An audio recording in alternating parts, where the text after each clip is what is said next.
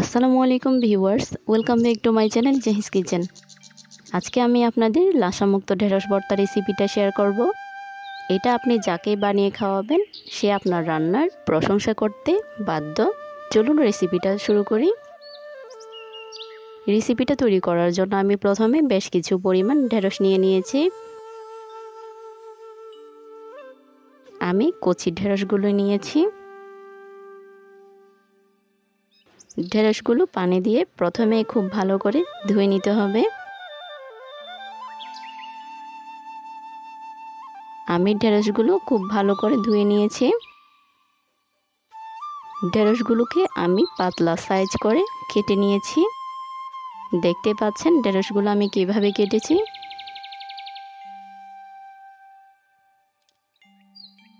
এই পর্যায়ে চুলায় একটা প্যান বসিয়ে দিয়েছি। প্যানে অল্প পরিমাণে তেল দিয়ে দিয়েছি। তেলটি একটু গরম হতে আমি ঢেঁড়স কুচিগুলো দিয়ে দিচ্ছি।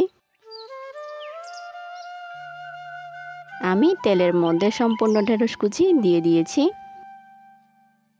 ঢেঁড়সগুলো দিয়ে একটা চামচের সাহায্যে তেলের সাথে খুব ভালো করে নেড়েচেড়ে দিতে হবে।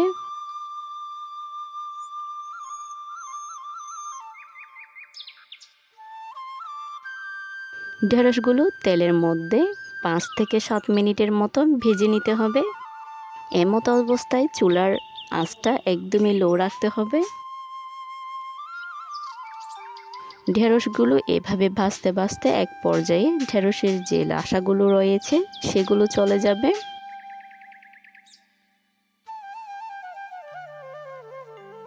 ঢেঁড়স কুচি থেকে এভাবে লাশা চলে গিয়ে লাল লাল হয়ে আসলে আমি ঢেঁড়স কুচিগুলো উঠিয়ে নিচ্ছি।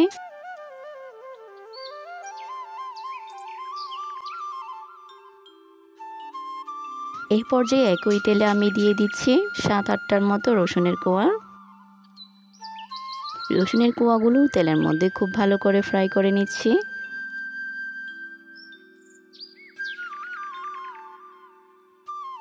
রসুনগুলো ফ্রাই হয়ে যখন এভাবে লালচে কালার চলে আসবে তখন রসুনগুলো আমি তুলে নিচ্ছি। এই পর্যায়ে আমি একই তেলে দিয়ে দিচ্ছি বেশ কিছু পরিমাণ পেঁয়াজ কুচি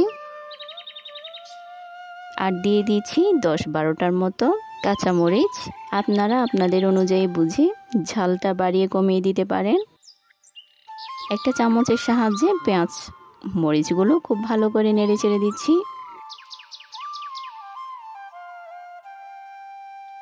এই ভর্তায় পেঁয়াজের পরিমাণটা একটু বেশি দিলে খুবই ভালো লাগে।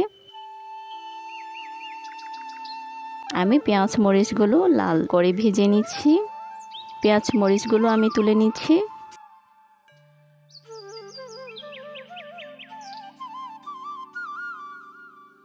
এই পর্যায়ে অল্প একটু লবণ নিয়ে প্রথমে ফ্রাই করা মরিচগুলো খুব ভালো করে মেখে নিচ্ছি। মরিচগুলো মেখে নিয়ে আমি রসুনগুলো মেখে নিচ্ছি। মরিচ আর রসুনের সাথে পেঁয়াজগুলো খুব ভালো করে মাখিয়ে নিচ্ছি।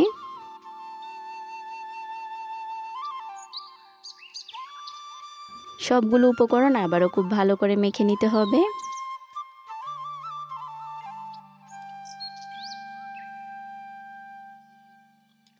মেখে নিয়ে আমি এখানে অ্যাড করছি ধনেপাতা কুচি।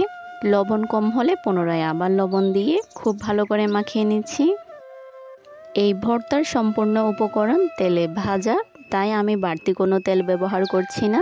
আপনারা চাইলে এখানে সরিষার তেল দিয়েও খেতে পারেন, চাইলে নাও দিতে পারেন।